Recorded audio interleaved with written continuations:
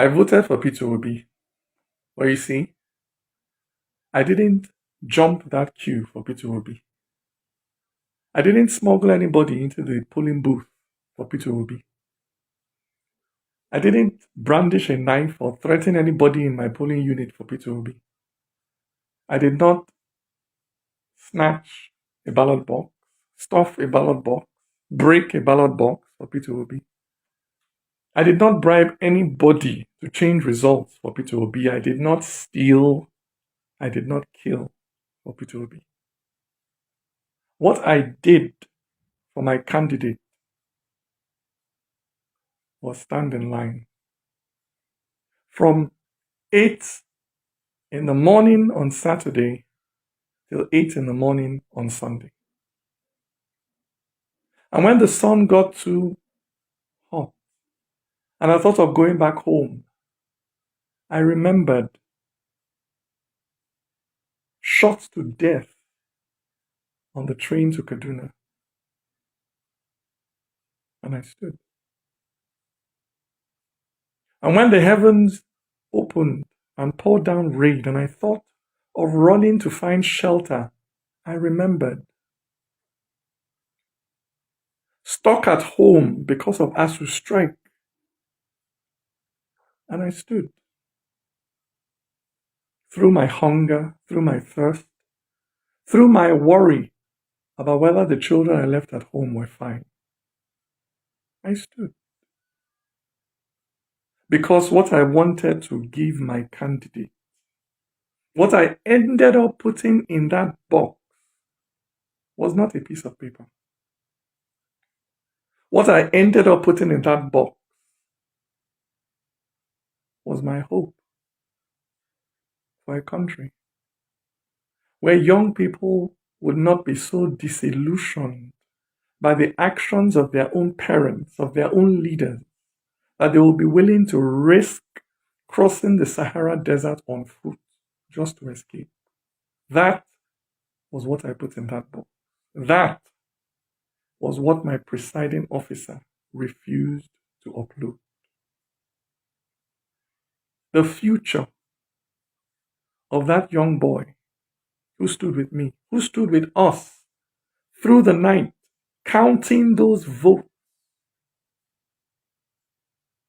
He was a first-time voter, pregnant with hope. But somewhere between our polling unit and the collation center, that boy's future was ambushed by a politician. A politician who used biro to cross out that boy's destiny. A politician who found where that boy had written hope and wrote over it new words, hopeless. Yes. It is a terrible thing, I tell you.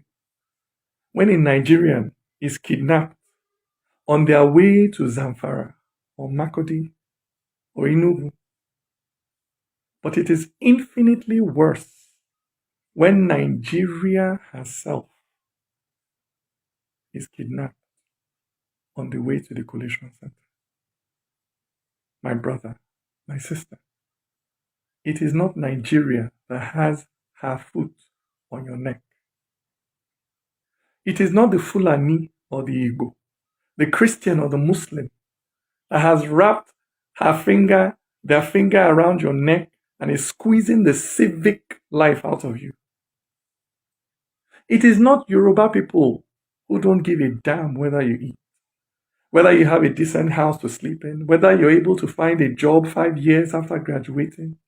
It is not North or South that spends 8 years to build one bridge or to fix one pothole in the middle of the road. I tell you, my brother, my sister, it is that politician who is willing to kill, who is willing to steal, to stay in office. That is your enemy.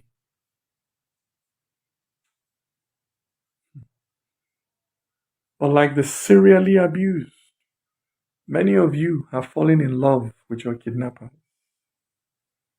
And you admire the swagger of those who steal destiny. You admire the confidence of those who use the future of the Almajiri to fuel their cans. But not me. Me, I would rather be a gate man in heaven than a king in hell. Me, my heart will always be there, standing in line with that young boy, waiting patiently for that day when our hopes will come.